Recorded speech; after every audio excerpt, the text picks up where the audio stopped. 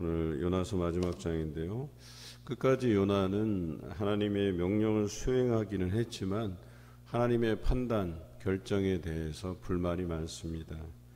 요나가 매우 싫어하고 썩내며라고 오늘 4장 1절에 시작하고 있죠. 그리고 여호와께 기도하여 이르되 라고 그랬습니다. 내가 하나님을 지금까지 봐온 바로는 은혜로우시고 자비로우시고 노하기를 더디하시고 이내가 크시사 뜻을 돌이켜 재앙을 내리지 아니하시는 하나님이시다라고 이야기하고 있죠. 이것은 전형적인 하나님에 대한 표현이에요. 어느 성경이든 이 부분이 자주 등장합니다. 하나님을 표현할 때 은혜롭다, 자비롭다, 노하기를 더디하신다. 그래서 그 뜻을 돌이켜서 재앙을 내리지 아니하신다. 이 표현은 하나님께 대한 전형적인 표현이에요.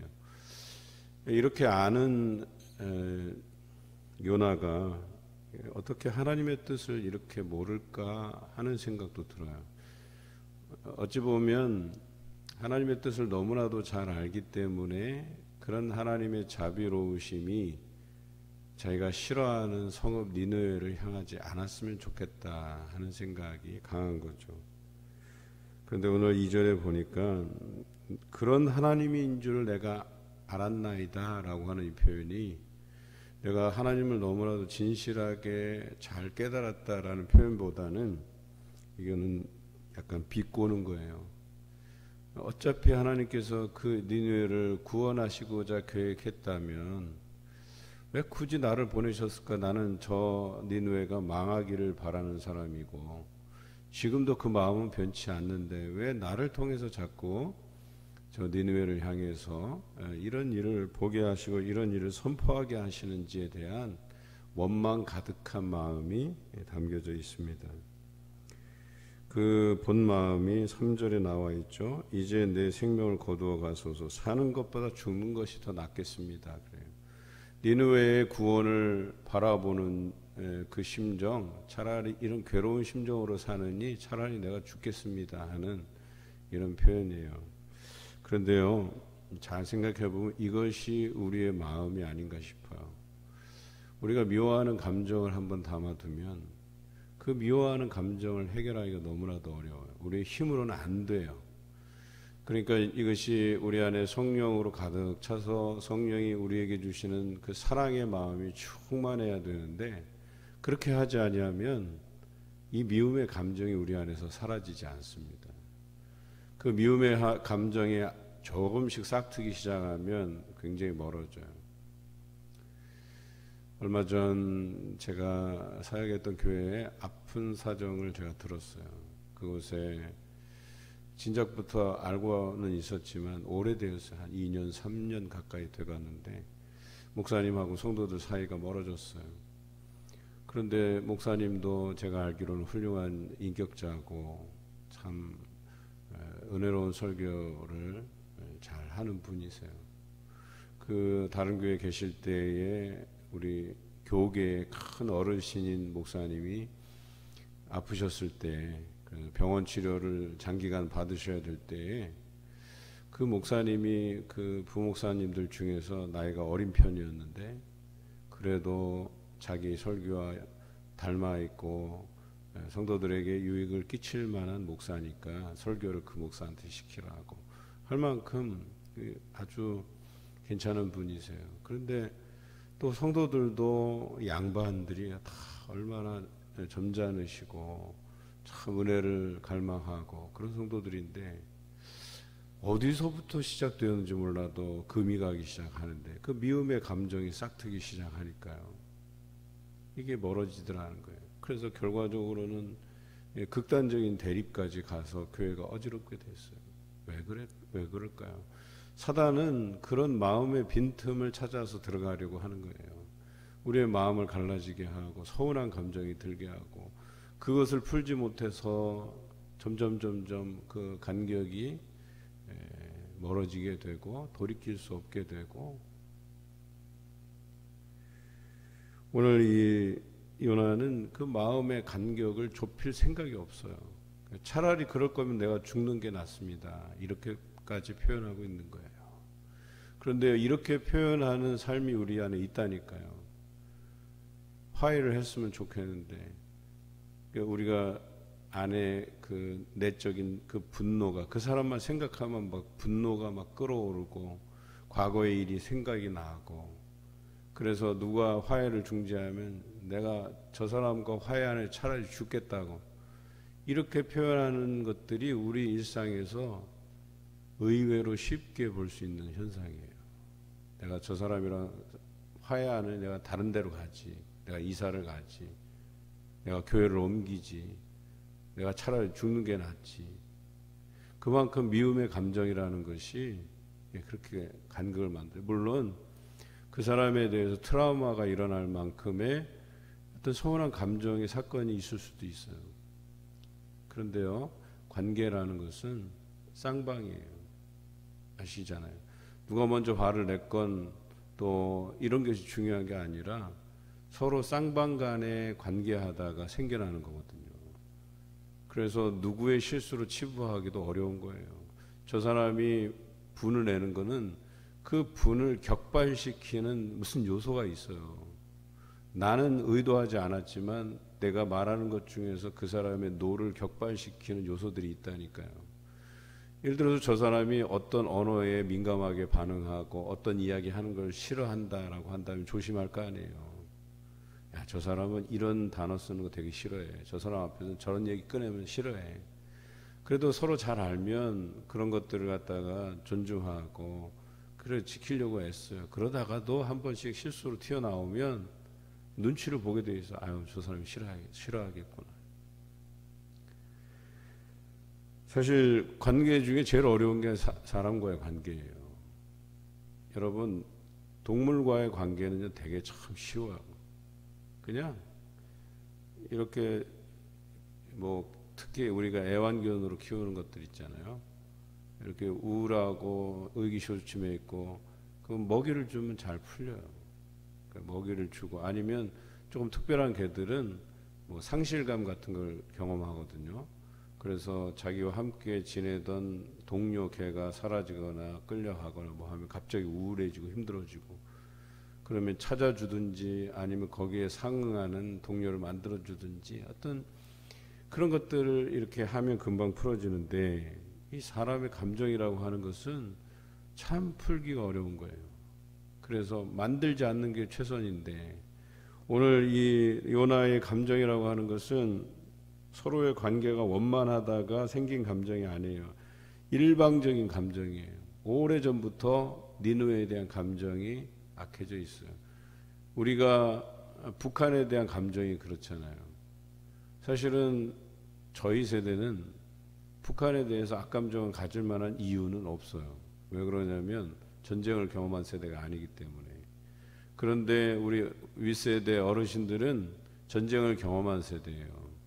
그 관계에 있어서 그 처절한 아픔을 맛보았기 때문에 그것에 대해서 악감정을 품는단 말이에요. 그런데 이상하게도 그 미움의 감정이라는 게 자꾸 언론을 통해서도 나오고 우리 윗대 어른들 입을 통해서도 자꾸 주장이 되다 보니까 아, 저 사람들은 나쁜 사람인가 보다 하는 생각들이, 적대적인 감정들이 만들어진단 말이에요. 니느웨가 그런 성이었었어요. 요나에게는 우리가 생각하는 북한과 같은 그런 생각이란 말이에요. 우리나라를 침략한 나라, 지금도 위협하는 나라, 그 잠재적인 위험의 요소가 있는 나라. 그래서 요나는 차라리 저 사람들 구원하고 하나님께 돌아오는 그런 장면을 내가 보느니 차라리 죽겠다고까지 이야기하는 겁니다.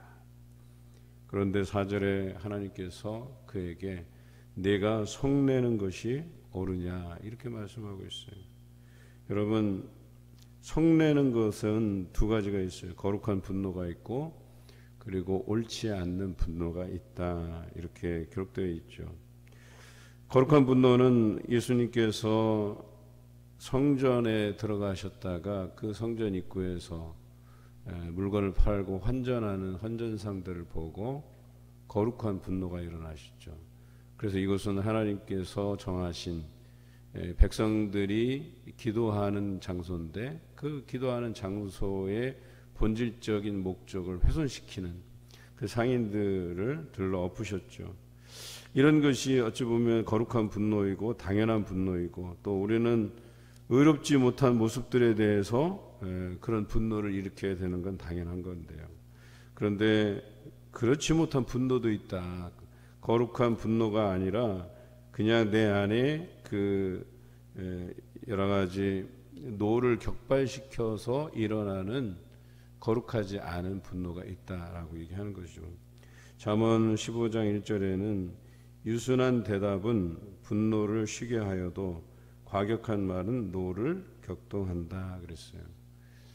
여러분, 그 부드럽게 말하고 참 순수하게 말하는 사람 앞에서 쉽게 화가 나지는 않잖아요. 그런데 과격한 말로 하는 사람들 앞에서는 그 화가 쉽게 격발되기 쉽거든요. 여러분, 누가 여러분 앞에 막 신경질적인 반응을 내고 화를 내봐요. 참을 수 있겠어요? 참기가 어렵죠, 사실.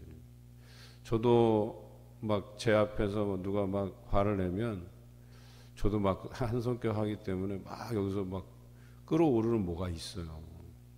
그래서 늘 기도하잖아요. 하나님, 제가 저를 제어하기도 참 어려운데 제발 만나는 사람마다 유순한 대화로서 할 수 있는, 정말 대화로서 뭔가를 풀 수 있는 그런 관계였으면 좋겠다 하는 생각을 늘 가져요.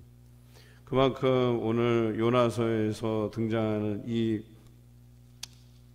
노를 격발시키는 사건, 그런데 이 요나에게 노를 격발시키는 그 대상이 니느웨였던 거예요. 그런데 하나님께서 하필이면 내가 섬기고 믿는 그 하나님께서 니느웨를 향해서 온화한 분위기를 풍기고 있거든요.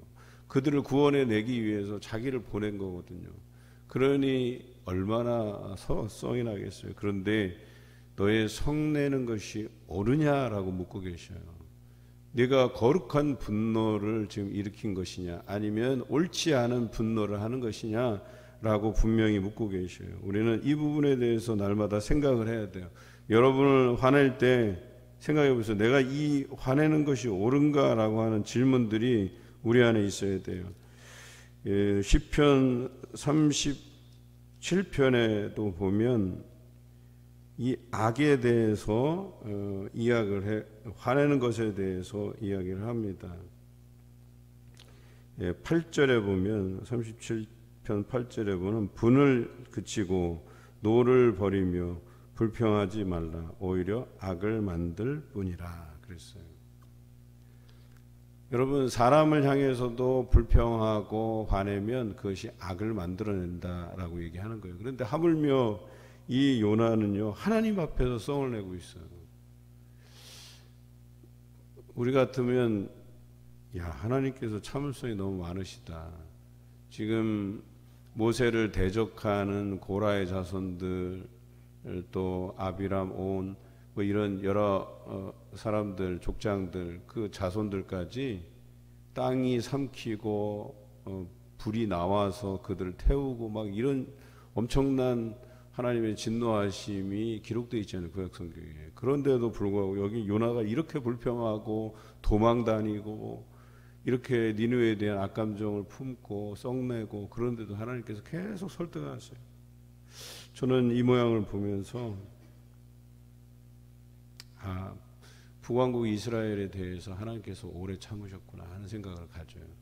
그들이 비록 망했지만 하나님께서 그들을 보시고 오래 참으신 거예요.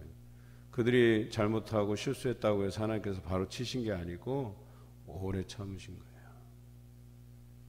혹이라도 우리가 살아가면서 내게 어려움을 당할 때 우리가 요엘 선지자의 시각으로 볼 때는 혹시 내가 이렇게 어려움을 겪는 것이 하나님께서 나에게 대한 어떤 부분, 죄를 생각나게 하고 회개시키게 하려고 주시는 고난인가? 이것을 염두에 두라 그랬어요. 그런데 그렇게 염두에 두고 그것이 내 판단에 내가 하나님 앞에 잘못해서 생기는 거구나 라고 판단이 섰을 때는 한 가지를 더 생각해야 돼요. 나를 향해서 하나님께서 오래 참으셨구나. 오래 참으셨다가 나를 이렇게 어려움 속에 내어 모시는구나. 그런데요, 그 내몰아 가시는 거기에는 하나님의 인내와 뿐만 아니라 그 뒤편에 숨겨진 사랑이 담겨져 있음을 꼭 기억하시라는 얘기예요. 하나님께서는 돌아오기를 바라시는 하나님이시지 죄 가운데 방치되고 거기에서 헤어나오지 못하게, 그래서 더 이상 돌이킬 수 없는 상황까지 몰아가시는 분이 아니시라는 거예요. 오래 참으시고 기다리시고 설득하고 회유하고 돌아오도록 계속해서 그 사랑의 마음으로 우리를 기다리고 계시는 분이시다라고 하는 거예요. 그런데 너희 백성을 향한 북왕국뿐만 아니라 하나님께서 모든 만국의 하나님이시지 않냐라고 하는 것을 드러내 보이시는 거예요. 그래서 요나가 이제 그 성읍이 어떻게 되는가를 보려고 거기다 초막을 짓고 그것을 내다보는 거죠. 그런데 그 마음은 그들이 선하게 회개하고 바뀌는 마음을 기대한 게 아니에요. 그들이 하나님의 말씀에 불순종해서 이제 40일이 지나면 하나님의 진노가 임하고 망하는 꼴을 좀 보겠다라고 하는 심산이에요. 그럼에도 불구하고 하나님께서 요나를 불쌍히 여기셔서 뭔가 또 깨달음을 주시길 원해요. 그래서 예비한 것이 있죠. 박농쿨을 예비하셨어요. 박농쿨로 그늘을 만드셨어요. 그래서 오늘 6절에 보니까 그의 괴로움을 면하게 하려 하심이었더라. 그랬더니 요나가 박농쿨로 말미암아 크게 기뻐하였더라 그랬어요. 그런데 또 7절에 보면 벌레를 예비하셨대요, 하나님께서. 그래서 벌레가 박농쿨을 갉아먹었어요. 그랬더니 햇빛이 사라지고 해가 뜰 때 또 하나님이 예비하신 게 있어요. 뜨거운 동풍을 예비하셨어요. 그래서 머리에 쪼였다 그랬어요. 여러분, 이 태양이요 이렇게 해서 골고루 퍼지잖아요, 그렇죠? 그런데 진짜 하나님께서 집중적으로 이 요나에게 쪼이게 해봐요. 그냥 타 죽어요, 잘못하면. 그런데 오늘 여기 보면 동풍을 예비하셨고 해는 요나의 머리에 쪼이게 했다 이렇게 돼 있어요. 그랬더니 요나가 혼미하여 스스로 죽기를 구하여 이르되 사는 것보다 죽는 것이 내게 나으니이다. 이게 습관성 같아요. 제가 이렇게 보면 아주 습관적으로 죽겠다 하는 거예요. 그냥 우리가 막 언어를 사용할 때 저도 그런 얘기를 자주 해요. 아우 뭐 해서 죽겠다. 아우 뭐 배고파 죽겠다. 뭐 더워 죽겠다. 뭐 이런 얘기들 많이 하잖아요. 이게 습관성이에요. 그냥 요나는 죽겠다는 거예요. 그런데 하나님께서 이 예비한 일련의 사건을 통해서 뭐라고 교훈하시냐면 내가 이 박농쿨로 말미암아 성내는 것이 어찌 옳으냐. 너의 성내는 것이 옳지 않다는 거죠. 내가 성내어 죽기까지 할지라도 옳으니다라고 자기는 대변했어요. 하나님께서 너 이거 박농쿨 하나 가지고 이렇게 썩내는 게 옳으냐 그랬더니 자기는 죽어도 옳습니다 이렇게 얘기한 거예요. 그때 하나님께서 말씀하시죠. 네가 하룻밤에 났다가 하룻밤에 없어진 이 박농쿨을 내가 아꼈거든. 이 미물도 네가 아꼈거늘 내가 이 큰 성읍의 좌우를 분별하지 못하는 12만여 명의 사람들 또 많은 동물들 이것을 내가 아끼는 것이 당연하지 않냐 이렇게 말씀하시는 거예요. 저는요 이 니느웨 사람들을 하나님께서 아끼신 것뿐만 아니라 요나도 매우 아꼈다는 사실을 여러분들 깨달으실 거예요. 이 정도면요 한데 이렇게 치실만도 한데 그렇지 않고 계속해서 깨닫게 하시려고 박농쿨 사건을 통해서도 깨닫게 하시려고 무진장 노력하세요. 하나님은 이런 분이시라는 거예요. 우리 곁에 오셔서 우리를 설득하고 우리가 죄 가운데 살아가지 않도록 우리를 부단히 하나님의 기도의 자리로 옮겨오게 하신다는 거죠. 기도하게 하시고 말씀 보게 하시고 하나님을 찬양하게 하시고 하나님께 감사하게 하고 그런 삶을 통해서 감사의 조건들이 계속 넘쳐나게 하신다는 거예요. 왜 그럴까요? 요나처럼 하나님의 귀한 사명을 감당하게 하시기 위함이에요. 요나가 니느웨로 가서 회개하라고 선포하는 그 네 마디 40일이 지나면 니느웨가 망하리라. 이 네 마디 하려고 거기를 보내신 거거든요. 그런데 이 네 마디로 인해서 니느웨가 놀랍게 회개하는 역사가 일어나잖아요. 여러분을 통해서 하나님께서 원하시는 일들을 행하시기 위해서 여러분들을 부단히 설득하고 부단히 연습하고 훈련받게 해서 나가서 그 복음을 선포하게 하시기 위함이다라고 하는 걸 기억하시기 바라요. 근데 우리는 마치 요나처럼 아우 하나님 난 싫은데 저 사람도 싫고 가기도 싫고 내가 싫어하는 사람한테도 그걸 선포하기 싫고 나는 저 사람 망하는 꼴은 봐도 잘 되는 꼴은 못 본다. 여러분 우리 안에 이런 미움의 감정들 썩내는 것들을 하나님께서 원하시지 않는다는 거예요. 그것이 옳으냐라고 묻고 계셔요. 이제부로는 우리 안에 그런 악감정들을 버리시면 좋겠어요. 그래도 내가 내 의지로 안 되면 사실은 내 의지로 안 되는 거예요. 그 썩내는 감정은 이런 오랫동안 내게 이렇게 축적되어 왔던 감정이기 때문에 그렇다면 어떻게 해야 돼요? 성령께서 나를 좀 주장해 달라고 내 안에 사랑의 감정들로 충만하게 해달라고. 그래서 하나님께서 우리에게 요구하시는 삶을 살아갈 뿐만 아니라 내가 적대적인 감정을 갖고 있는 대상에 대한 미움의 감정, 성내는 것도 하나님께서 거두어 가시기를 바라는 여러분 되시길 주님의 이름으로 기원합니다.